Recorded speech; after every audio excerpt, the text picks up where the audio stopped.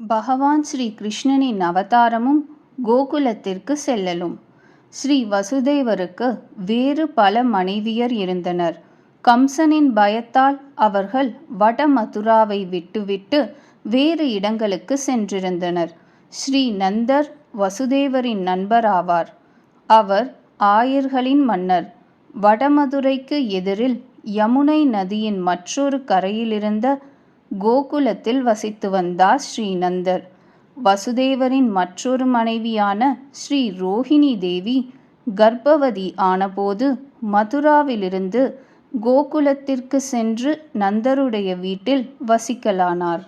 தேவகியின் 7வது குழந்தை பிறக்கவிருந்தபோது பகவான் தன்னுடைய யோக மாயையிடம், தேவகி மாதாவின் கர்ப்பத்தில் இப்பொழுது ஸ்ரீ சங்கர்ஷனர் உள்ளார்.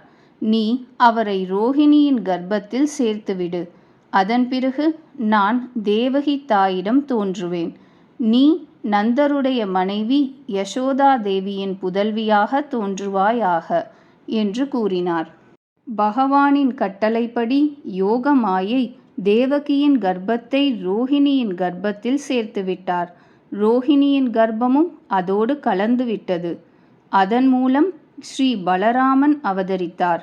மதுராவில் அனைவருக்கும் தேவகியின் 7வது கர்ப்பம் கலைந்து விட்டது என்று தெரிய வந்தது. இதற்கு பிறகு பகவான் தானே தேவகி மாதாவிடம் தோன்றவிருந்த போது தேவகியின் முகத்தில் அற்புதமான ஒளி மண்டியது. யாராலும் அவரை காணவும் இயலவில்லை.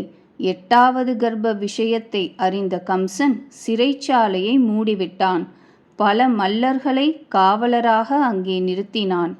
ஆவணி மாதம் கிருஷ்ண பக்ஷம் அஷ்டமி திதியன்று நள்ளிரவில் கம்சனுடைய சிறைச்சாலையில் வசுதேவ தேவகியின் முன்னால் பகவான் அவதரித்தார். பகவானின் திருமேனியின் வண்ணம் நீல தாமரையை போன்று அழகிய கருநீலமாக இருந்தது. அவர் மின்னலை போன்று ஒளிரும் பீதாம்பரம் அணிந்து 4 திருக்கரங்களில் சங்கு, சக்கரம், கதை, தாமரை ஆகியவற்றை ஏந்தியவாறு காட்சி தந்தார். பகவான் இரத்தினங்கள் பதித்த மகுடம், குண்டலம், தோள்வளை, கங்கணம் ஆகிய விலையுயர்ந்த ஆபரணங்களை அணிந்திருந்தார். அந்த சிறைச்சாலையே ஒளிரும்படி அவரது திருமேனியிலிருந்து ஒளி பெருகிக் கொண்டிருந்தது. வசுதேவரும் தேவகியும் பகவானை துதித்தனர். தாயார் தேவகி பகவானிடம், தாங்கள் இந்த சதுர்புஜ ரூபத்தை மறைத்து கொள்ளுங்கள். தாங்கள் அவதரித்த விஷயத்தை கேட்டு கம்சன் இப்போதே இங்கு ஓடி வரப்போகிறான். கம்சனிடம் எனக்கு மிகவும் பயமாக இருக்கிறது என்று வேண்டிக் கொண்டாள். பகவான் தனது சதுர்புஜ ரூபத்தை மறைத்து கொண்டு சின்னஞ்சிறு குழந்தையாகி விட்டார். பகவான் வசுதேவரிடம், தாங்கள் என்னை கோகுலத்தில் சேர்த்துவிட்டு அங்கிருந்து யசோதையின் பெண் குழந்தையை கொண்டு வாருங்கள் என்று கூறினார். பகவானின் கட்டளையை ஏற்று வசுதேவர் அவரை ஒரு முறத்தில் வைத்தார். பகவானது விருப்பப்படி வசுதேவரின் கைவிலங்கும் கால்விலங்கும் தாமாக நீங்கின. கதவுகளை பிணைத்திருந்த சங்கிலிகள் அறுந்து விழுந்தன. கதவுகளெல்லாம் தாமாகவே திறந்து கொண்டன. காவலர் அனைவருக்கும் ஆழ்ந்த தூக்கம் வந்துவிட்டது. அந்த சமயம் மின்னல் மின்னிக் கொண்டிருந்தது. பலத்த மழை பெய்து கொண்டிருந்தது. சிறைச்சாலையிலிருந்து வசுதேவர் வெளியேறியதுமே ஆதிசேஷ பகவான் பேசாது அவரை பின்தொடர்ந்தார். தனது 1000 படங்களையும் ஸ்ரீ கிருஷ்ணனுக்கும் வசுதேவருக்கும் மேல் குடையாக விரித்து மழையிலிருந்து காக்கத் தொடங்கினார். யமுனையில் வெள்ளம் பெருக்கிற்று. ஆனால் வசுதேவருக்கு அவரது முழங்காலுக்கு கீழே நீர் இருக்குமளவு யமுனா தேவி தன்னை குறைத்து கொண்டாள். வசுதேவர் கோகுலத்தை அடைந்தபோது அங்கும் பகவானின் மாயையால் மக்கள் ஆழ்ந்து தூங்கிக் கொண்டிருந்தனர். அதே சமயத்தில் யசோதாவிற்கும் பெண் குழந்தை பிறந்திருந்தது. ஆனால் யசோதா தேவியும் பகவானின் விருப்பப்படி தூங்கிவிட்டிருந்தார். பிறந்தது பெண்ணா அல்லது ஆணா என்ற விவரம் கூட அவருக்கு தெரியாது.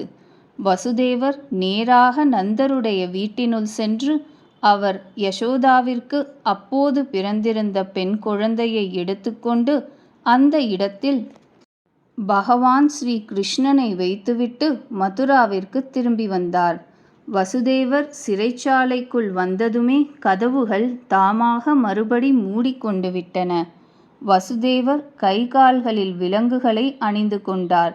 இதே சமயம் கோகுலத்திலிருந்து அவர் கொண்டு வந்த பெண் குழந்தை அழத் தொடங்கியது. அதன் அழுகுரல் கேட்டு காவலர்களின் தூக்கம் கலைந்தது.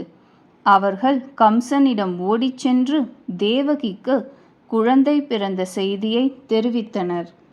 கம்சனோ தேவகிக்கு புதல்வன் பிறக்கப் போவதை பயத்தோடு எதிர்பார்த்து காத்திருந்தான்.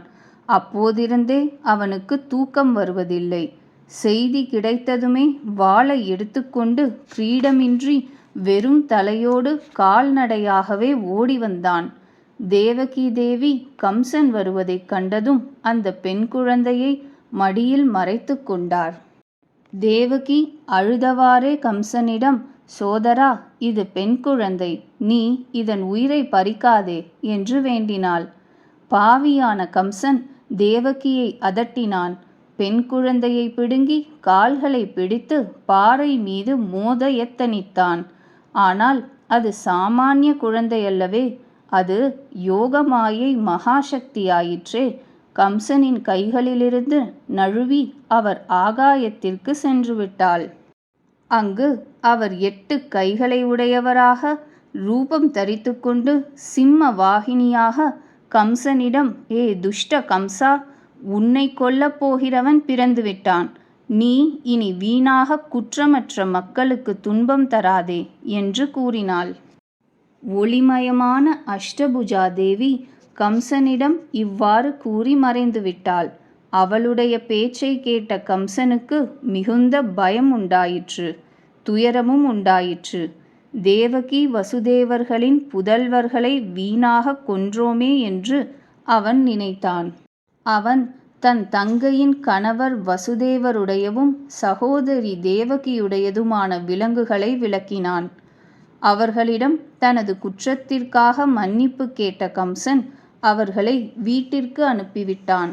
சிறைச்சாலையிலிருந்து திரும்பிய பின் பொழுது விடிந்ததுமே கம்சன் தனது அரக்க அமைச்சர்களை அழைத்து அஷ்டபுஜா தேவியின் விஷயத்தை விளக்கினான். கம்சனின் அரக்க அமைச்சர்கள் மிகுந்த பாவ சிந்தனை உடையவர்களும் கொடுமதியாளர்களும் ஆவார்கள். அங்கு 10-15 நாட்களில் எத்தனை குழந்தை பிறந்துள்ளனவோ அவை அனைத்தும் கொல்லப்பட வேண்டும் என்று அவர்கள் கம்சனுக்கு ஆலோசனை கூறினார்கள். பூதனை, சகடாசுரன், வியோமாசுரன் முதலிய அரக்கர்களுக்கு எங்கும் சுற்றி அலைந்து குழந்தைகளை கொல்லுமாறு கம்சன் ஆணையிட்டு விட்டான்.